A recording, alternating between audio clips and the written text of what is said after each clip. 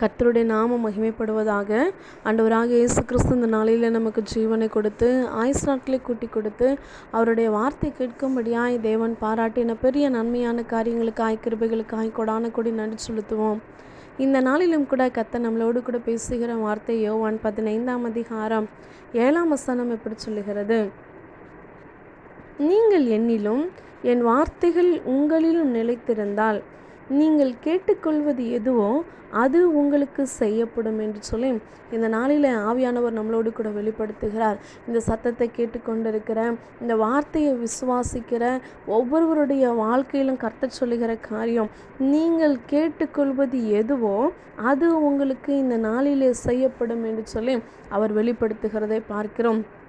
எந்த காரியத்தை நீங்கள் ஜபத்தில் விசுவாசத்தோடு இன்றைக்கி கேட்குறீங்களோ, எந்த காரியத்தை வேணும்னு சொல்லி யாக்கோபை போல போராடி நீங்கள் கேட்டுக்கொண்டு இருக்கிறீங்களோ, கர்த்தர் சொல்லுகிற காரியம், நீ கேட்டுக்கொள்வது எதுவோ அது உனக்கு செய்யப்படும். ஒருவேளை அநேக நாட்கள் நீங்கள் கேட்டுக்கொண்டு தேவனுடைய சமூகத்தில் நீங்கள் காத்து கொண்டு இருக்கலாம்.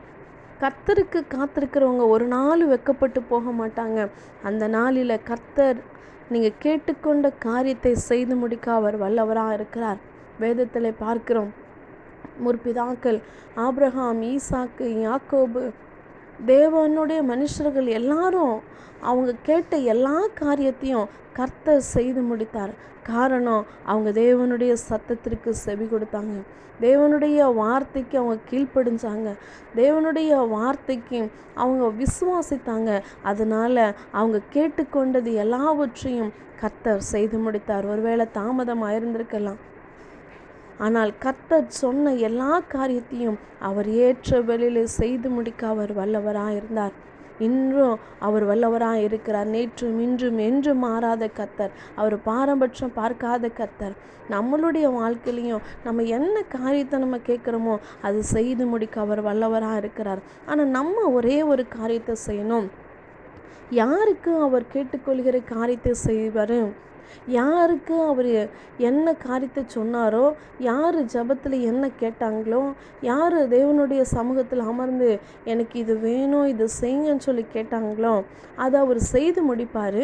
ஆனால் யாருக்கு அவர் செய்வார் அப்படின்னா, மேலே ஒரு வார்த்தை சொல்லப்படுகிறது, நீங்கள் என்னிலும் என் வார்த்தைகள் உங்களிலும் நிலைத்திருந்தால். ஆண்டவராகிய இயேசு கிறிஸ்து நம்ம இருதயத்தில், நம்மளுடைய ஆலயமாகி நம்மளுடைய சரீரத்தில் அவர் இருக்கணும், நமக்குள்ளே அவர் இருக்கணும், நமக்குள்ளே அவருடைய வார்த்தைகள் நிலைத்திருக்கணும். நம்ம மனுஷர்களை நம்பாதபடிக்க, நம்ம சுற்றி இருக்கிற உறவுகளை நம்பாதபடிக்க, நம்ம அவரில் நிலச்சிருக்கும்போது, அவருடைய வார்த்தையை மாத்திரம் இறுக பற்றி கொள்ளும் பொழுது, அவரை மாத்திரம் விசுவாசிக்கும் பொழுது, அவரை மாத்திரம் நீங்கள் தான் என்னோட வாழ்க்கையில் எல்லாவற்றையும் செய்து முடிக்க வல்லவராக இருக்கிறீங்கன்னு என்று சொல்லி அவருடைய வார்த்தையில் நம்ம நிலைத்திருக்கும் பொழுது, அவர் நமக்கு என்ன காரியத்தை நம்ம ஜபத்தில் கேட்குறோமோ, அவருடைய சமூகத்தில் கேட்குறோமோ அதை செய்ய அவர் வல்லவராக இருக்கிறார். ஒரு செடியை பார்க்குறோம், அது மண்ணுக்குள்ளே நல்ல வேருண்டு அது நிலைத்திருந்தால் மாத்திரம்தான் அந்த செடி நல்ல கனி கொடுக்கிறதா இருக்கும், செழிப்பாக வளர்கிறதா இருக்கும். அந்த வேர் போய் அந்த மண்ணில் இறுக பற்றி கொள்ளும் பொழுது மாத்திரம்தான் அந்த செடி நல்ல பசுமையாக வளர்கிறதும் கனி கொடுக்கிறதுமா இருக்கும். ஒருவேளை அதனுடைய வேறு அந்த மண்ணை பற்றி கொள்ளலை அப்படின்னா, அதனுடைய வேறு சரியாக வளர்ச்சி இல்லை அப்படின்னா, அந்த செடி அந்த செடியோ கொடியோ அது பட்டு போயிடும், அதனுடைய வளர்ச்சி சரியாக இருக்காது.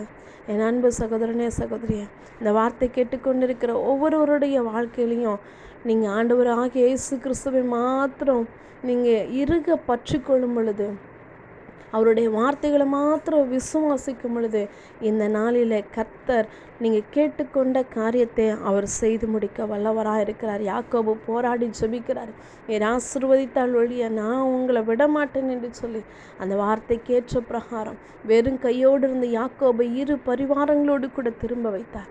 இந்த நாளிலும் கூட நீங்கள் கேட்டுக்கொள்கிற காரியத்தை கர்த்தர் செய்து முடிக்க வல்லவராக இருக்கிறார். ஆமென்.